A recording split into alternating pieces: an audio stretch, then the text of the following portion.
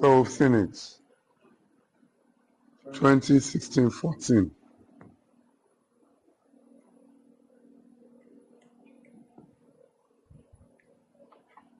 Are collecting 1,000 naira from me, and I mean it. So, but that is if you remind me. So if you don't remind me, don't say I'm wicked.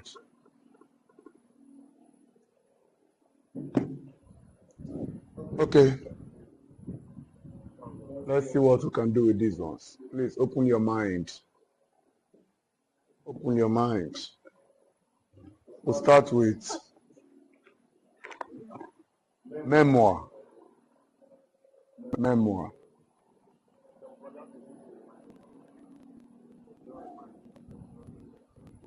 No, memoir is a small type of autobiography. Memoir is a small kind of autobiography. Memoir is a small kind of autobiography.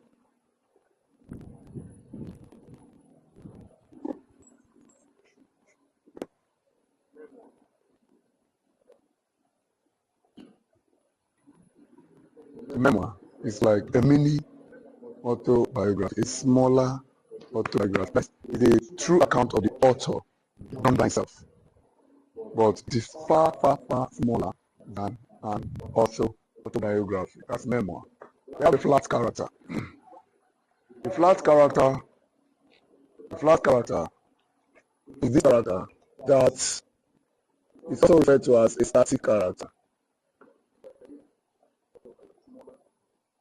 The flat character is the one referred to as a static character. It does not change. It remains the same throughout the story. It neither grows nor dies. It does not grow, it does not die. It does not get improved. Throughout the story, it remains the same. That's a flat character. It's also called a static character. Now, a round character is the opposite of a flat character. This is a character that's also referred to as a dynamic character. This character is not predictable.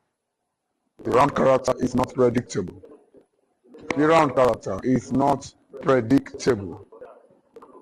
It's a character that grows, diminishes, doesn't remain static. As part of the story develops, it also increases. It either grows or dies. It either succeeds or fails. Then the heroine is the main female character in the story.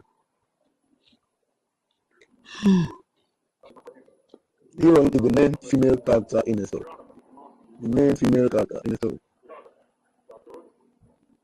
The main female character in the story.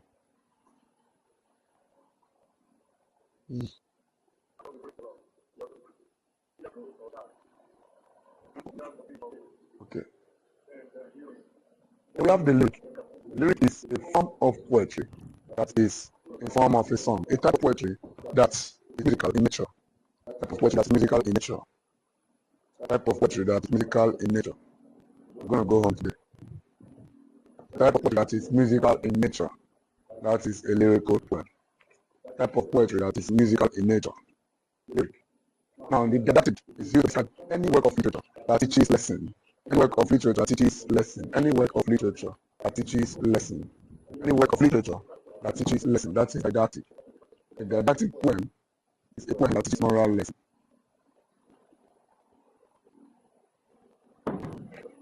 Any work of literature that teaches lesson is a didactic work. It can appear as prose, drama, or poetry. Then the theme is used to describe the subject matter, the main message in a work of art. That's the theme. The theme of any work of art is the subject matter of that work. The subject matter of that work. Whereas episode is the term used to describe how works are being produced in snatches. How works are being produced in snatches. The term used to describe how works are being produced in snatches. The term used to describe how works are being produced in snatches. Yes, the term used to describe how works are being produced in snatches.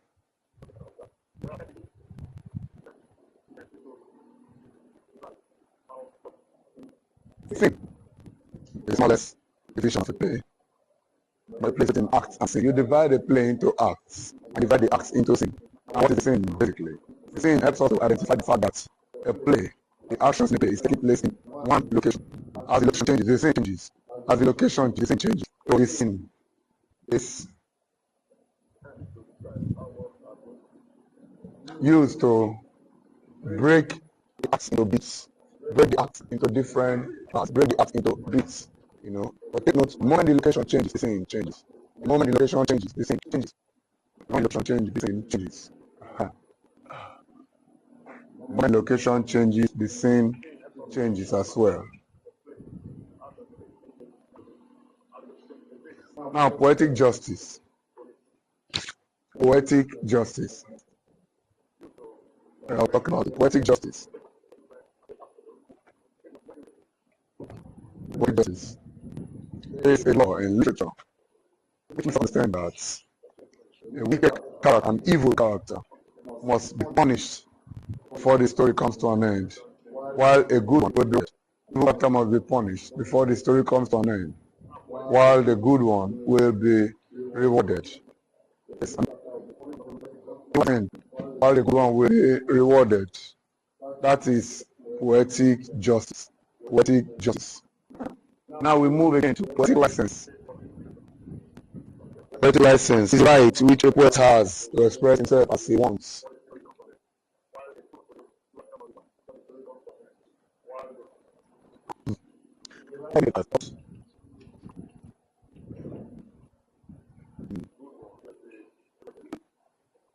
No, poetic license is the right given to a poet to express himself as like using punctuation marks and words the way it is.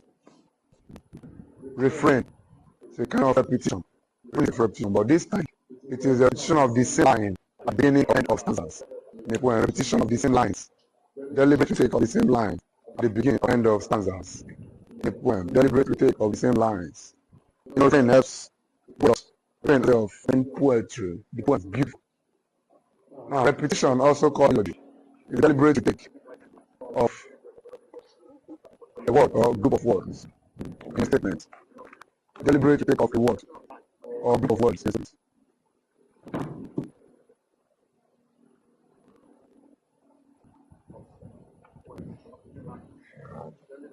Repetition is to, when you use repetition in your work, you are deliberately retaking a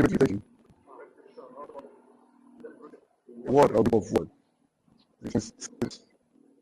Deliberately taking a word or group of words in the same statement. Now, a chorus is one or more characters. The chorus of one or more characters, which is flavor of the epilogue, introduce scenes in a play. That's a chorus. One or more characters who perform the duty of saying the prologue, the epilogue, introduce different scenes in a play. We have onomatopoeia. Onomatopoeia is a figure of sound. It's a figure of speech used when the name of something or the sound of something suggests the meaning.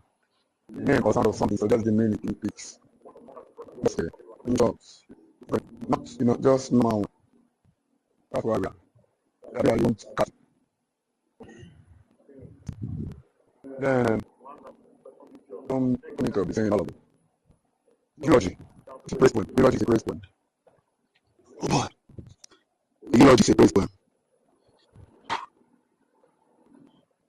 Eulogy is a praise poem. Eulogy is a praise poem. And line in literature is used in poetry. Line is not a word or group of words. Line is not a word or group